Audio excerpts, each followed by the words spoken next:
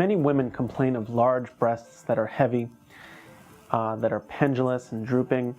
Very often it's associated with neck pain or back pain or shoulder pain or even grooving from the bra strap because of heavy breasts. The treatment for these symptoms is a breast reduction. The goal is to reduce the size of the breast, but also to lift the nipple areolar complex into a more youthful position and reshape the breast to give you a more youthful, more aesthetically pleasing breast. A lot of women come in and ask about a breast lift when what they really need is a breast reduction to make the size of their breasts smaller. And these operations go hand in hand. They're very similar operations with similar scars.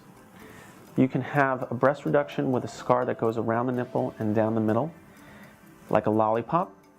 That's my preferred method. It's a short scar breast reduction or a vertical breast reduction. Another type of breast reduction is where the scar goes along the fold of the breast, and that's a more typical type of scar that you would see. For a consultation for breast reduction, I typically spend an hour with the patient. We go over what the risks are of the surgery, what the alternatives are. I show pictures of what you might expect after breast reduction. And then, of course, I examine you to determine what the best method is for breast reduction in your case, what type of scars you might expect. A lot of people are concerned about the sensation to the nipple after breast reduction, although usually the sensation to the nipple is unaffected. There is the possibility that you can decrease the sensation to the nipple, but typically this is not a common occurrence.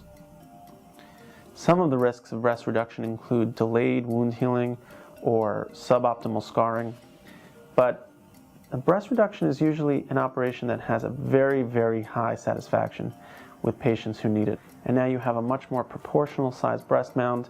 A lot of people find that they're able to go to the gym and work out and do things that they simply weren't able to do before because the large breasts were in the way. In some cases, breast reduction can be covered by insurance, but it really depends on the person. And we will work with you to determine if insurance will pay for that procedure or not.